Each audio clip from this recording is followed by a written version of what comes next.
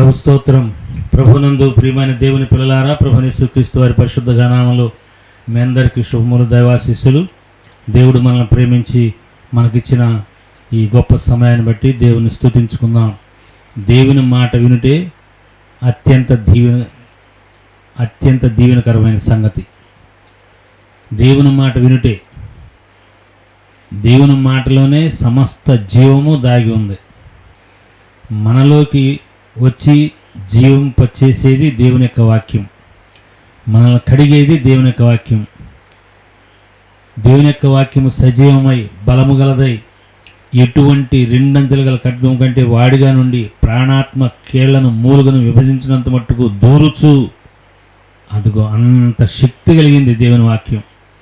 కీళ్లల్లోకి, మూలుగుల్లోకి, ఎముకల్లోకి, గుండెల్లోకి, తలంపుల్లోకి, ఆలోచనలోకి, మెదడులోకి దూసుకుపోవాలి దేవుని యొక్క వాక్యం. అప్పుడు ఆ జీవం మనలోకి వస్తున్నట్లు లెక్క. అందుకోసం దేవుని యొక్క వాక్యాన్ని వినాలి, వేరొక ఉద్దేశంతో వినకూడదు. దేవుని యొక్క జీవం నాలోకి రావాలి, నాలోకి రావాలి, నాలోకి రావాలి. అదే మనస్సు, శ్రద్ధ. ఉదయకాలం పనులు ఉంటాయి, పనిపాటల్లో కూడా శ్రద్ధ నిలపటం. మనం రెండు విభాగాలుగా పనిచేస్తూ, ఒకటి అవసరతను బట్టి పనిచేసుకుంటూ మనస్సు నిలపాలి. మనస్సు నిలిపి ఆలోచన పక్కకు వెళ్లకుండా మన కోసమే దేవుడు మాట్లాడుతున్నాడనే నిశ్చయత. నా మట్టుకు నేను అదే ఉద్దేశంతో నిలబడతా, దేవుడు నాతో మాట్లాడుతున్నాడని. ఈ సత్యాన్ని మనందరం గ్రహించినట్లుగా ఆత్మదేవుడు సహాయం చేయనుగాక. దేవుని యొక్క వాక్యంలో ప్రభువు యేసుక్రీస్తు వారు ఏం ప్రకటించారు, బాప్తిస్మిచ్చే యోహాను ఏం ప్రకటించాడు, మనం దేవుని యొక్క వాక్యాన్ని చూస్తే మత్తయి సువార్త 3:2 పరలోక రాజ్యము సమీపించినది, మారు మనస్సు పొందుడని యోధారణ్యంలో ప్రకటించుచుండెను. ఇది బాప్తిస్మిచ్చే యోహాను గారి యొక్క బోధ. యేసయ్య ఏం బోధించారు? మార్కు సువార్త 1:14 యోహాను చెరసాల్లో వేయబడిన తర్వాత యేసు, కాలము సంపూర్ణమై ఉన్నది, దేవుని రాజ్యము సమీపించున్నది, మారు మనస్సు పొంది సువార్త నమ్ముడని చెప్పుచు దేవుని సువార్తను ప్రకటించుచు గలిలయకు వచ్చెను. యోహాను గారు పరలోక రాజ్యం సమీపించింది, మారు మనస్సు పొందండి. యేసయ్య కాలం సంపూర్ణమైంది, దేవుని రాజ్యం సమీపించింది, మారు మనస్సు పొంది సువార్త నమ్మండి. ఈ మాటలు జాగ్రత్తగా మనం వినాలి. ఇంకొక మాట మన హృదయాలకి చక్కగా అర్థమయ్యేట్టుగా ఆత్మదేవుడు మన కొరకు రాయించారు. మత్తయి సువార్త 10:7 పరలోక రాజ్యం సమీపించి ఉన్నదని ప్రకటించమని శిష్యులు చెప్పారు ప్రభువారు. తర్వాత మత్తయి సువార్తలోనే 6:33 మీకేం కావాలో అన్నీ దేవునికి తెలుసు, కాబట్టి మీరు ఆయన రాజ్యాన్ని, ఆయన నీతిని మొదట వెతకండి, అప్పుడు అవన్నీ మీకు అనుగ్రహించబడును. ఎంత మంచి మాట ఒకసారి ఆలోచించండి. మనం దేనికోసం వెతుకుతున్నాం? వాక్యాలు ఎందుకు వింటున్నాం? టీవీలో సువార్త ఎందుకు వింటున్నాం? బాగా ఇక్కడ మీకు ఈవేళ మంచి జవాబు. నేను ఎందుకు చెప్తున్నాను? దుర్లాభాపేక్షతోనా, స్వలాభాపేక్షతోనా, లేదు నేనేమైనా ఆశిస్తున్నానా? మీరెందుకు వింటున్నారు? చాలా ప్రాముఖ్యమైంది. మనము ఏమి తిందామా, ఏమి తాగుదామా, ఎలా సుఖిద్దామా, ఇదే ఆలోచన. నా ఆరోగ్యం బాగుండాలి, నా పిల్లల ఆరోగ్యం బాగుండాలి, నా వారి ఆరోగ్యం బాగుండాలి, మంచి ఆలోచన. మేము క్షేమంగా, సుఖంగా, ఎవరిని యాచించకుండా, లేదనుకోకుండా ఆశీర్వాదం కలిగి బ్రతకాలి. నాకు, నేను కలిగిన వారందరూ కూడా తప్పులేదు. మంచి ఉద్యోగం, మంచి చదువు, మంచి వివాహం తప్పులేదు. ఇవన్నీ మనకు కావాలి అంటే మొదట మనం చేయవలసిన పని దేవుని నీతిని, దేవుని రాజ్యాన్ని వెతకాలి. ఇది దేవుని రాజ్యాన్ని, దేవుని నీతిని వెతకకుండా అది పక్కన పెట్టి ఏ అయ్యగారికి ఫోన్ చేస్తే బాగుంటుంది, స్వస్థత కలుగుద్ది. చాలా జాగ్రత్తగా వినండి. స్వస్థత రావటం అనేది నీ నిర్ణయంలో ఉంది. ఆశీర్వాదం రావటం అనేది నీ నిర్ణయంలో ఉంది. ప్రభు యొక్క వాక్యం ఏం చెప్తుందో అలాగూ చేయుట చేత మనం స్వస్థపరచబడతాం, దీవించబడతాం, ఆశీర్వదించబడతాం, వర్ధిల్లుతాం, గొప్పవారు అవుతాం. ఎక్కలేనంత ఎత్తైన కొండ మీదకి దేవుడు ఎక్కిస్తాడు, ఉన్నత స్థలాల్లో నిలబెడతాడు. సూత్రం ఏం చెప్తున్నారు ప్రభువారు? ప్రభువే స్వయంగా తన నోటితో చెప్పిన మాట. ఇవన్నీ కావాలని మీ తండ్రికి తెలుసు, కాబట్టి మీరు దేవుని నీతిని, దేవుని రాజ్యాన్ని వెతకండి. మనం ఏమేమి ఇప్పుడు ఎందుకు వింటున్నామో జాగ్రత్తగా మనం ఆలోచన చేస్తే, వినేది ఎందుకు, నేను బోధించేది ఎందుకంటే దేవుని రాజ్యాన్ని వెతకాలి. దేవుని రాజ్యం, దేవుని రాజ్యం, దేవుని రాజ్యం, దేవుని నీతి, దేవుని నీతి, దేవుని నీతి. ఏమిటి దేవుని నీతి? ప్రభువైన యేసు క్రీస్తు వారి యందలి విశ్వాసము చేత మనము నిర్దోషులముగా, నీతిమంతులముగా తీర్చబడి దేవుని పిల్లలముగా మార్చబడతాం. అది దేవుని నీతి. దేవుని రాజ్యం, యేసుక్రీస్తు ప్రభువారు దేవుని రాజ్యాన్ని ప్రకటించారు. సంఘాన్ని కట్టాలి, సంఘాన్ని గురించి ప్రభువారు ఒక్కసారే మాట్లాడారు. జనులందరూ ఏమనుకుంటున్నారు నన్ను గురించి? ప్రవక్తయ్యా, ప్రవక్తల్లో ఒకడే అనుకుంటున్నారు. యేసుక్రీస్తు ప్రభువారు ప్రవక్త కాదు, బాగా గుర్తుపెట్టుకోండి. ప్రవక్త అని మనం అంటే కనుక మానవులతో పాటు ఈ లోకంలో ప్రవక్తలైన వారు చాలామంది ఉన్నారు. క్రైస్తవులు ఉన్నారు. దేవుని ప్రజలైన యూదుల్లో ధర్మశాస్త్రం ప్రకారం అక్కడ ప్రవక్తలు ఉన్నారు. బైబిల్ గ్రంథానికి బయట గ్రంథాల్లో కూడా ప్రవక్తలు ఉన్నారు. ప్రవక్త అంటే వారితో సమానం అవుతాడు. దేవుడు అన్ని నామాల కంటే పైనామంగా, ఉన్నతమైన నామంగా హెచ్చించిన ప్రభువైన యేసుక్రీస్తు వారిని మనం ప్రవక్త అంటున్నాం. యేసుక్రీస్తు ప్రభువారు దేవుని రాజ్యాన్ని గురించి ప్రకటించడానికి వచ్చారు, కానీ మతాన్ని గురించి ప్రకటించడానికి రాలా. యేసుక్రీస్తు ప్రభువారు దేవుని రాజ్యాన్ని గురించి ప్రకటిస్తుంటే మతం యొక్క తత్వశక్తులే ప్రభువారికి మిక్కిలి శత్రువులు. ప్రభువారికి ఎవరు శత్రువులు అంటే, దేవుని రాజ్యాన్ని ప్రకటించే ప్రభువారికి ఎవరు శత్రువులు అంటే మత నాయకులు. ఏ గ్రంథం, ఏ ధర్మశాస్త్రం రక్షకుడు పుట్టి పాపక్షమాపణ నిమిత్తం వేలాడదీయబడి మానవ మీద చనిపోతాడని వారు చదివారో, ఆ రక్షకుడు దేవుని రాజ్యాన్ని ప్రకటిస్తూ ఉంటే వారు దేవుని రాజ్యాన్ని నమ్మకపోగా ప్రభువుకు శత్రువులుగా, దేవుని యొక్క సేవకి శత్రువులు అంటే మతతత్వ శక్తులను అనుసరించేవారు, మతాన్ని కులానికి అంటగట్టేవారు, మత సాంప్రదాయాలను చేసేవారు. దేవుని సేవకు, నిజమైన దేవుని సేవకు శత్రువులు ఎవరంటే మత సాంప్రదాయంలో, మత కట్టడల్లో, మత పరిస్థితుల్లో చిక్కుకుపోయిన వారు. వారి మతాన్ని కాపాడుకోవడం కోసం ఎన్ని రకాలైన అబద్ధాలు కానీ, మోసాలు కానీ, అక్రమాలు కానీ చేస్తూ ఉంటారు. రాజకీయ నాయకుల గురించి చెప్పాల్సిన అవసరం మనకు లేదు. అబద్ధాలు,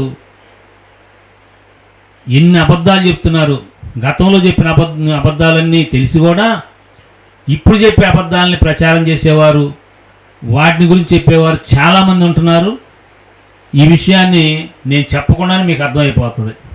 గతంలో ప్రజల కోసం ఎన్నో అబద్ధాలు చెప్పిన వ్యక్తులు ఇప్పుడు మళ్ళీ మేమేదో చేస్తామని అబద్ధాలు చెప్తున్నారు. వారిని అనుసరించేవారు, వారిని బలపరిచేవారు, వారికి సపోర్ట్గా నిలిచేవారు ఉన్నారంటే మనం ఎంత మన గోతిని మనం తవ్వుకుంటున్నామో ఎవరికి వారు ఆలోచించుకోవాలి. అలాగనే మతాన్ని, దేవుని రాజ్యం ప్రకటించబడుచుంటుండగా దేవుని ఆత్మ చేత, దేవుని వ్రేలితో నేను దెయ్యములను వెళ్ళగొట్టుచున్న ఎడల దేవుని రాజ్యం మీ మధ్యకు వచ్చింది అని ప్రభువైన యేసుక్రీస్తు వారు చెప్పారు. ప్రభువారు దెయ్యాలను ఎలగొడుతుంటే దెయ్యాల అధిపతి అయిన బయల్జెబూలు వల్ల నువ్వు ఎలగొడుతున్నావని ప్రభువుని అన్నారు. ఎవరు? ఏ దేవుని యొక్క మందిరం ప్రపంచంలో ఒక్కటే ఉందో ఆ మందిరానికి ఉన్న ప్రధాన యాజకులు, శాస్త్రులు, పరిసయ్యులు, సద్దూకయ్యులు, ఈ చదువుకున్న పెద్ద పెద్ద మతతత్వ పండితులందరూ, మతాన్ని నడిపించే వారందరూ ప్రభు యొక్క పనికి శత్రువులుగా ఉన్నారు. దేవుని పనికి శత్రువులు ఎవరో కాదు, దేవుని పనికి మత సంబంధమైన వ్యక్తులే శత్రువులు. ఈ విషయాన్ని స్పష్టంగా గ్రహించాలని ప్రభు ప్రేమను బట్టి మీకు తెలియజేస్తున్నాను. ఈ దేవుని రాజ్యం అనే విషయం ఎందుకు ప్రాముఖ్యమైందంటే, నేను ప్రకటిస్తున్నది దేవుని రాజ్యమా, దేవుని రాజ్య సువార్త, దేవుని రాజ్యాన్ని గురించి నేను ప్రకటిస్తున్నానా, నా సొంత రాజ్యం కట్టుకోవడానికి ఏమైనా ప్రయత్నం చేస్తున్నానా, దాని కొరకు ఎలాంటి జిమ్మిక్కులైనా వాడుతున్నానా, వినే మీరు మోసపోకుండా చూసుకోవాలి. ఎవరి ప్రసంగాలు వింటున్నా ఆ ప్రసంగాల్లో దేవుని రాజ్యాన్ని కట్టే పరిస్థితి ఉందా, లేక వారి సొంత రాజ్యాన్ని కట్టే పరిస్థితి ఉందా? సొంత రాజ్యాన్ని కట్టుకుంటున్నారని మీకు అర్థమైతే మనం మోసపోకుండా మనం జాగ్రత్త పడాలి. ఎవరిని విమర్శించడానికి మనకు అధికారం లేదు, మనకొద్దు కూడా.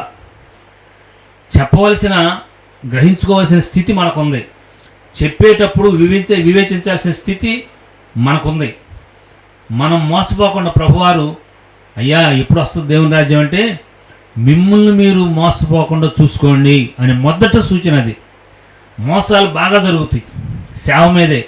దేవుని పేరు మీదుగా మోసం చేసే అంతగా ఎంత మ్యాక్సిమం మోసం చేయొచ్చు అనమాట. దేవుని పేరు మీదుగా ఎంతైనా చిన్న చిన్న సాక్ష్యాలు, అబద్ధ సాక్ష్యాలు, మెసేజ్ ఉండదు, వర్తమానం దేవుని యొక్క వాక్యం విలువ ఉండదు, దేవుని యొక్క వాక్యానికి విలువ అస్సలు ఉండదు.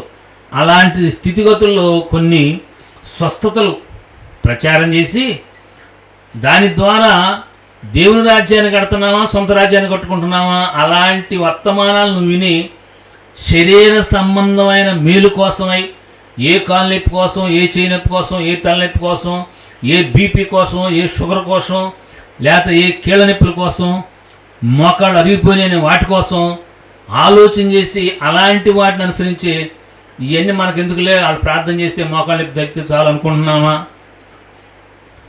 బాగా ఆలోచించండి. ప్రభువారు ఏమంటున్నాడు? నీకేం కావాలో నీ పరలోకపు తండ్రికి తెలుసు, కాబట్టి మీరు దేవుని నీతిని, దేవుని రాజ్యాన్ని ఎతకమంటున్నాడు. నాకు స్వస్థత కావాలా, నాకు ఆరోగ్యం కావాలా, నాకు ఆశీర్వాదం కావాలా, నేను మొదట దేవుని రాజ్యాన్ని వెతకాలండి, దేవుని నీతిని వెతకాలండి. ఇంకంతే, ఇంకంతకు మించి no chance and no choice. అదే సూత్రం. లెక్కల్లో వడ్డీ రావాలంటే, అసలు రావాలంటే సూత్రం ఉంది. ఫిజిక్స్లో ఉంది, రసాయన శాస్త్రంలో ఉంది, సూత్రాలు ఉన్నాయి. సూత్రం ప్రకారం ఇస్తే లెక్కలు వస్తాయి. అకౌంట్స్లో ఉన్నాయి. సూత్రాలను దాటి వెళ్తే ఏది రాదు. మనకేం కావాలో అవన్నీ చేస్తానని యేసుక్రీస్తు ప్రభు వారు తండ్రి చేస్తాడని చెప్తుంటే అయ్యనకుండా నాలాంటి ప్రసంగికులు, నేను దెయ్యాలను వెళ్ళగొట్టాను, ఫలానా స్థలంలో ఇన్ని దెయ్యాలు వెళ్ళిపోయినాయి, ఫలానా వారి ఇంతమంది స్వస్థత కలిగింది, ఇదిగో సాక్ష్యాలు వినండి. దేవుని పిల్లలారా, రాజ్య సువార్త ప్రకటించబడతా ఉందా? నా సొంత రాజ్యం కట్టుకోవడానికి పథకాలు అమలు చేయబడుతున్నాయా? ఇది మీకెందుకు చెప్తున్నాను? ఎవరినో విమర్శించేందుకని అనుకుంటే మనం పొరపాటు పడుతున్నాం. నేను జాగ్రత్త పడాలి, మీరు వినే జాగ్రత్త పడాలి. అన్నీ ఇస్తానని దేవుని రాజ్యాన్ని, దేవుని నీతిని వెతకమని చెప్పే దేవుని మాట విందామా? ఏదో ఒకటి కోరుకుంటూ దానికోసమే. మొన్న ఒక వ్యక్తి ఫోన్ చేశాడు. ఆయన బాధ చెప్పలేండి, చెప్పేది కాదు. ఎవరో మాంత్రికుడి ద్వారా జీవితంలో నష్టపోనంత నష్టపోయాడు, భయపడుతున్నాడు. ఫోన్ చేశాడు. నేను అడిగాను, అయ్యా ఎంతమందికి ఫోన్ చేసి ఉంటామని అడిగా. చాలామందికి చేశానయ్యా అన్న. సుమారుగా ఒక 50-100 మంది చేసి ఉంటామన్నా. చేసి ఉంటానయ్యా అన్నాడు. ఏమైనా కార్యం జరిగిందా అన్న. జరగలేదయ్యా అన్నాడు. నీవెందుకని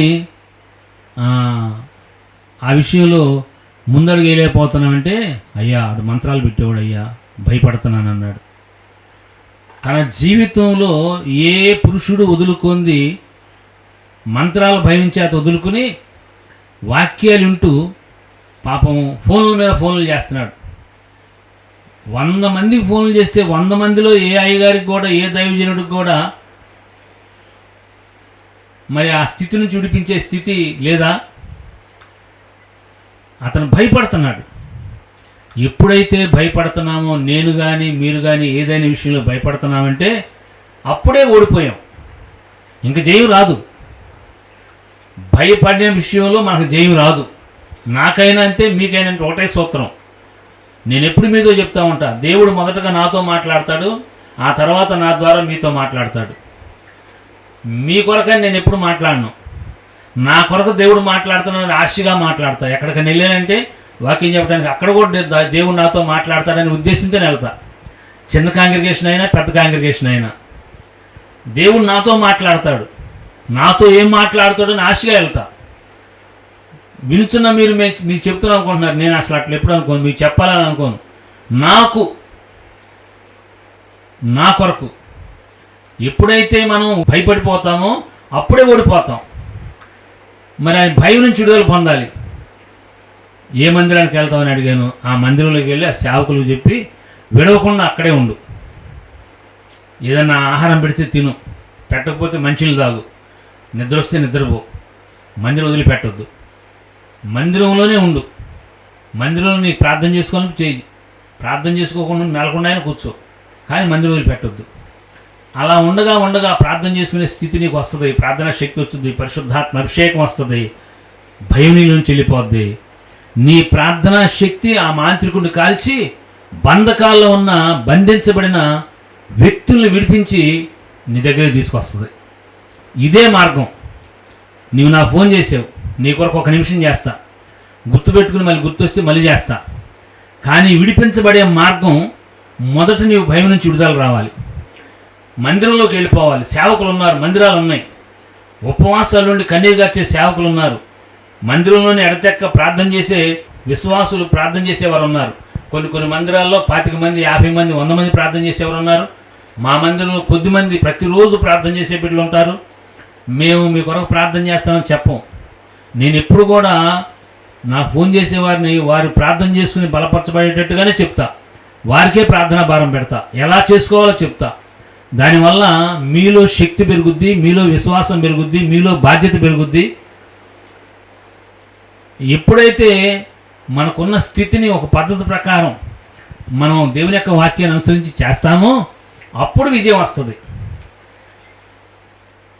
దేవుని యొక్క రాజ్యం మన మధ్య ఉంది.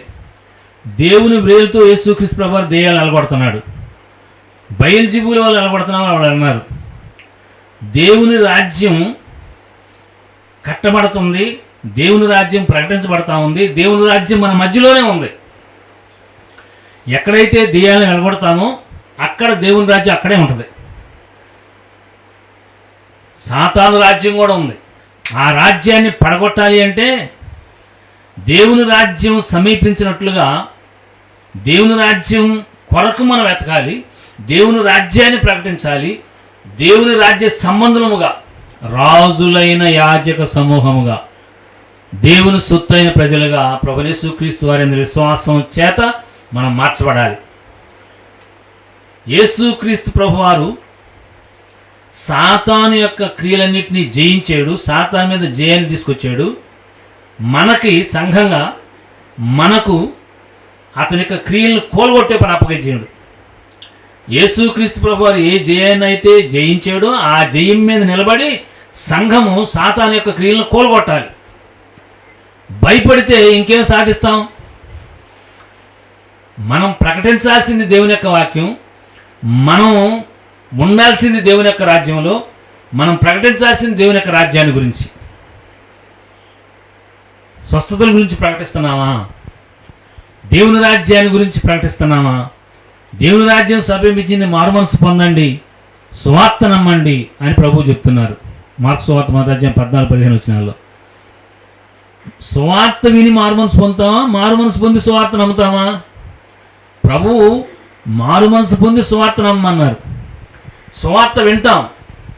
సువార్త అనగా ప్రభు యేసుక్రీస్తు వారు పాప ప్రాయశ్చిత్తార్థమై బలియాగం చేశారు. మనందరి శాపాన్ని పాప శిక్షను అనుభవించారు. చనిపోయి సమాధి చేయబడి తిరిగి లేచారు. మనం కూడా చనిపోయిన తిరిగి లేపుతారు. ఆరోహణమై తండ్రి కుడిపాసిన ఆశీనుడై విజ్ఞాపన చేయుచున్నారు, స్థలం సిద్ధపరుచున్నారు. మరలా వచ్చి స్థలాన్ని, ఆ సిద్ధపరిచిన స్థలం మనం తీసుకెళ్తారు. ఈ సువార్త నమ్మాలి. సువార్త మారు మనసు పొందిన సువార్త ఇంచుండగా ఒప్పింపబడి మారు మనసు పొందుతాం. కానీ ప్రభు ఏమన్నాడంటే మారు మనసు పొంది సువార్త నమ్మండి. సువార్త విని మారు మనసు పొందడం, రక్షించబడటం వేరు. మారు మనసు పొందిన తర్వాత సువార్త నమ్మటం వేరు. సువార్త నమ్ముచుండగా దేవుని యొక్క శక్తి, దేవుని యొక్క రాజ్యం మనలో కట్టబడుద్ది. నాలో దేవుని రాజ్యం స్థాపించబడాలి. నేను దేవుని రాజ్యంగా మారాలి. పరలోక ప్రార్థనలో నీ రాజ్యము వచ్చునుగాక. పరలోకమందు నీ చిత్తం ఎలా నెరవేరుతుందో భూలోకమందు. నేనేమని ప్రార్థన చేస్తానంటే, పరలోకంలో నీ చిత్తం నెరవేర్చున్నట్లుగా నాలో మీ చిత్తం నెరవేరునుగాక, నాకు కలిగిన వారిలో మీ చిత్తం నెరవేరునుగాక. నాలో దేవుని రాజ్యం, నీ రాజ్యం వచ్చునుగాక. నాలోకి నీ రాజ్యం వచ్చునుగాక. నేను దేవుని రాజ్యంగా మార్చబడితే, దేవుడు నాలో, ఆ రాజ్యంలో దేవుడు రాజుగా ఉంటే ఇతరులకు దేవుని యొక్క రాజ్యాన్ని గురించి ప్రకటిస్తాను. వారు దేవుని రాజ్యంగా మార్చబడతారు. అలాగున భూమి మీద దేవుని రాజ్యం కట్టబడాలని యేసుక్రీస్తు ప్రభువారు చెప్పారు. తీర్పప్పుడు కూడా నువ్వు రాజు అన్నాడు. నీవు అన్నట్టే అన్నారు ప్రభువారు. నా రాజ్యం ఈలోక సంబంధమైంది కాదు. ఈలోక సంబంధం అయితే నా నా నా నా పక్కన ఉన్న వారు లేక నా సైనికులు పోరాడతారు. నా రాజ్యము పరసంబంధమైంది. నా దూతలకు ఆజ్ఞాపిస్తే పోరాడతారు, కానీ అందునిమిత్తం నేను రాలేదు. నా రాజ్యం పరసంబంధమైంది. ఈ లోకంలో కార్యం ముగించడానికి వచ్చాను. ఆ పరలోక రాజ్యాన్ని భూలోకంలో స్థాపించడానికి ప్రభువారు వచ్చారు. ఆదాం గారికి ఇచ్చింది దేవుణ్ణి ఆరాధించమని కాదు, భూలోకాన్ని ఏలమని. Dominion, Kingdom. బాగా ఆలోచన చేయండి. ఆదికాండం 1వ అధ్యాయంలో చివరిలో మనం గమనిస్తే సమస్తాన్ని ఏలమన్నాడు. నన్ను ఆరాధించు, నన్ను స్తుతించు, నన్ను గణపరచు, నన్ను కీర్తించని ప్రభు చెప్పలా. పరలోక రాజ్యం గవర్నమెంట్ నుంచి భూలోక రాజ్యం అని ఏర్పాటు చేసి ఈ భూలోకంలో ఉన్న సమస్తం మీద ఆదాం గారిని రాజుగా చేశాడు. డొమినియన్ అనే పదం మూల భాషలో, అంటే హెబ్రీ భాషలో RADAH, రాధా, RADAH అంటే కింగ్డమ్, రాజ్యము. కింగ్డమ్ అంటే కింగ్ ఉండాలి, పౌరులు ఉండాలి. కింగ్డమ్ రాజ్యాధికారం, రాజ్యపు హక్కు. మతములో రాజ్యం ఉండదు. రాజ్యములో రాజ్య పౌరులు ఉంటారు. మతములో పౌరులు ఉండరు. మత కార్యక్రమాలు ఉంటాయి. మతానికి రాజ్యానికి చాలా తేడా ఉంది. అది ఎప్పుడు, మతం అనేది ఎప్పుడు దేవుని రాజ్యానికి శత్రువు. రాజ్యము కట్టబడాలి, రాజ్యం భూలోకంలో స్థాపించబడాలి. దేవుని రాజ్యం అది ప్రకటించబడాలి. అది మారు మనసుతో ప్రారంభమవుద్ది. యోహాను గారు ప్రకటించింది మారు మనసే. పరలోక రాజ్యం సమీపించింది కనుక మారు మనసు పొందండి.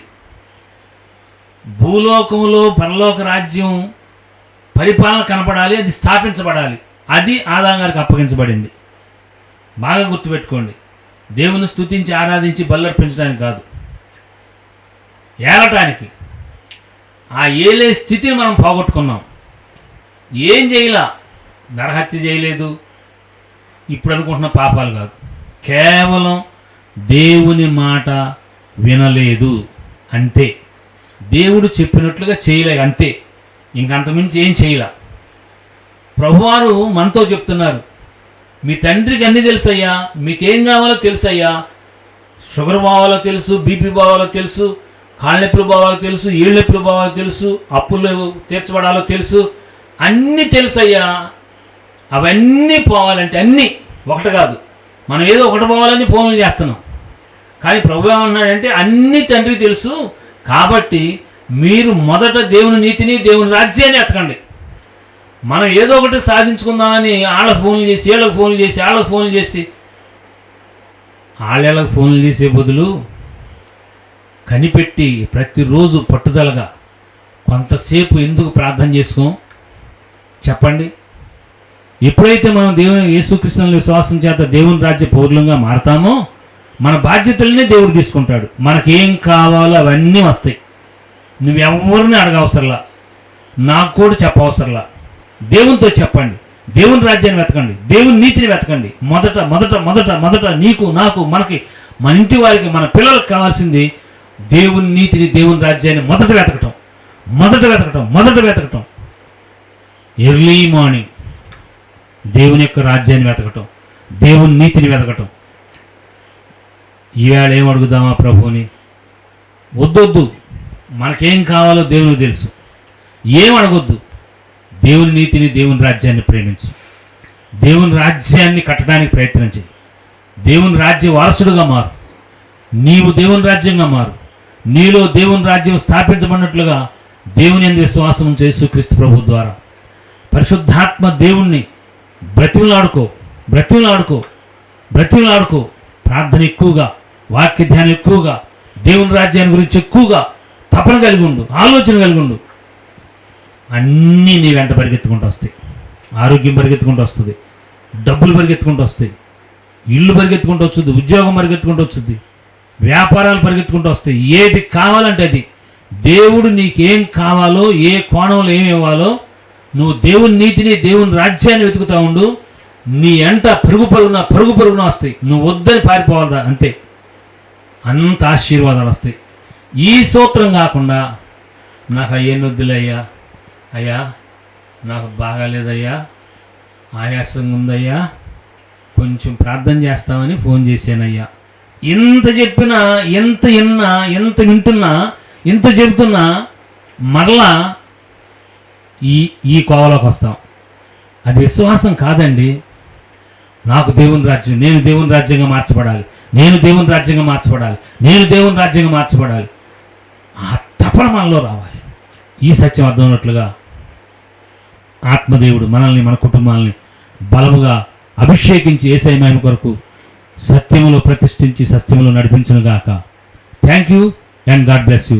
ఏ తల్లి, ఏ తండ్రి, ఏ బిడ్డ ఈ కార్యక్రమాలను బలపరిచారు వారిని, వారి కుటుంబాలని దేవుని రాజ్యం వెతుకున్నట్లుగా చేసి వారి అవసరతలన్నీ దేవుని రాజ్యంతో పాటు అనుగ్రహించునుగాక. ఆమేన్.